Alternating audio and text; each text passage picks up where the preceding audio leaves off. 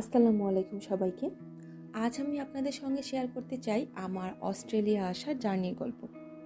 এটা একটা ভিন্ন রকম লড়াইয়ের গল্প বলতে পারেন। প্রথমে একটি কথা বলে নিই, স্বপ্ন দেখা সহজ, কিন্তু সেটার জন্য লড়ে যাওয়া অনেক কঠিন।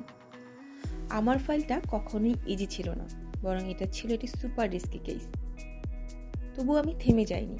আল্লাহর উপর অগাধ বিশ্বাস এবং নিজের উপর ভরসা, এই নিয়ে আমি শুরু করেছিলাম আমার এই জার্নি।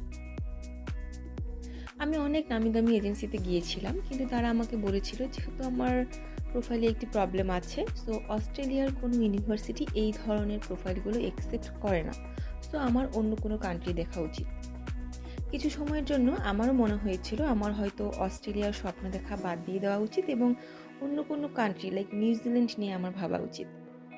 কিন্তু শেষে আমার মনে হলো, আমি কি অন্যের কথা শুনে নিজের স্বপ্নকে বিসর্জন দিয়ে দিব, নাকি নিজের জন্য একটু চেষ্টা করতে পারি। অ্যাকচুয়ালি সেখান থেকে শুরু হলো আমার আসল জার্নি। আমি নিজেই রিসার্চ করা শুরু করে দিলাম এবং রিসার্চের শুরুতে আমি যেটা করলাম, আমি অস্ট্রেলিয়ার বিভিন্ন ইউনিভার্সিটিগুলোতে সরাসরি ইমেল পাঠালাম। কিছু ইউনিভার্সিটি আমাকে পজিটিভ রিপ্লাই করলো, কিছু ইউনিভার্সিটি নেগেটিভ। সো পজিটিভ এবং নেগেটিভের মধ্য থেকে আমি অবভিয়াসলি পজিটিভটাকেই বেছে নিলাম এবং আমি ডিটারমিনেশন নিয়ে আসলাম যে এজেন্সিরা যেটাকে অসম্ভব বলছে সেটাকে আমি সম্ভব করে তুলব। এরপর আমি ইউনিভার্সিটির ওয়েবসাইট থেকে অফিসিয়াল এজেন্সি লিস্ট নামিয়ে নিলাম এবং সেখান থেকে একটা সিলেক্ট করে ফেললাম। মজার ব্যাপার হচ্ছে, আমার সিলেক্টিভ এজেন্সিও আমাকে বলে দিয়েছিল আমার ভিসা হওয়ার পসিবিলিটি কাইন্ড অফ 1%। আমি যেহেতু ইউনিভার্সিটির সাথে সরাসরি কথা বলেছিলাম এবং আমার প্রোফাইল রিভিউয়ের পর ইউনিভার্সিটি যেহেতু পজিটিভ রেসপন্স দেখিয়েছিল, সো এজেন্সি আমার ফাইলটা নেয় এবং তারপর থেকে আমার শুরু হয়ে যায় আরও বেশি ডেডিকেটেড প্রিপারেশন। এবং আমি আমার প্রতিটি ডকুমেন্ট নিজ হাতে সাজিয়েছিলাম এবং সবথেকে বেশি আমি ফোকাস দিয়েছিলাম আমার এসওপিতে।